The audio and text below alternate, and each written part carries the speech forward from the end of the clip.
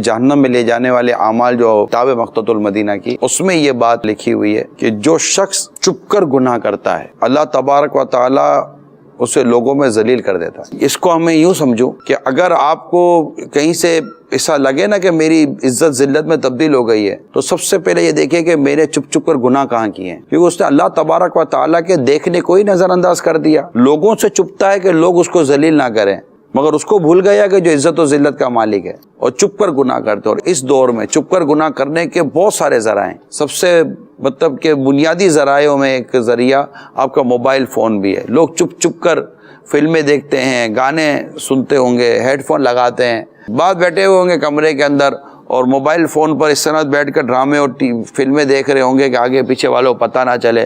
اب لاک کر دیتے ہیں، پردہ ڈال دیتے ہیں۔ یہ سب کس سے چھپ رہے ہیں؟ آپ اللہ کے بندوں سے چھپ رہے ہیں۔ عزت و ذلت اللہ کے ہاتھ میں، بندوں کے ہاتھ میں ہے ہی کہاں؟ جس کے ہاتھ میں عزت و ذلت ہے اس سے ڈر نہیں لگ رہا، اور جو محتاج ہے مدہ اس سے ڈر لگ رہا ہے۔ تو جب بندہ رب کے دیکھنے سے نہ ڈرے اور رب کے دیکھنے کو نظر انداز ہی کر دے، یہ تو ایمان ہے کہ اللہ دیکھ رہا ہے، اور وہ کرتا رہے، تو پھر اللہ تبارک و تعالیٰ قادر مطلق ہے، پھر اللہ تعالیٰ لوگوں میں اس کو ذلیل کر دیتا ہے۔ حتیٰ کہ ایک شخص چپ کر نیکی کرتا ہے، اللہ تبارک و تعالیٰ اس کی نیکی لوگوں میں ظاہر کر دیتا ہے، اور ایک شخص چپ کر گناہ کرتا ہے، اللہ تعالیٰ اس کے گناہ کو بھی لوگوں میں ظاہر کر دیتا ہے۔ اللہ تعالیٰ سے استغفار کرتے رہیں، ہر وقت استغفار کرتے رہیں۔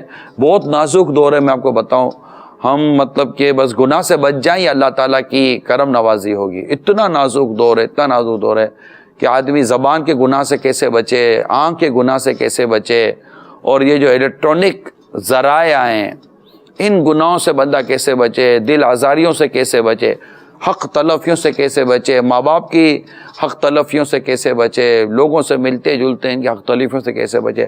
بعض وقت عقل کام نہیں کرتی، دل اور دماغ کیسے کہنا کہ آدمی کام کرنا چھوڑ دیتا ہے کہ بتا آدمی بچے تو کہاں سے بچائیں، یعنی ہر طرف سے جیسے کہ حملے ہی حملے ہیں، ہر طرف سے تیر ہی تیر آ رہے ہیں، خود کو بچائیں تو کہاں سے بچائیں، ایسا عجیب حال ہے۔ بس اس میں ایک عرض کروں گا کہ استغفار کی ہم کثرت رکھیں، استغفر اللہ استغفر اللہ، یعنی قدم قدم پر اگر موبائل کا اگر سانس پر گناہ کا اب اندیشہ موجود ہے۔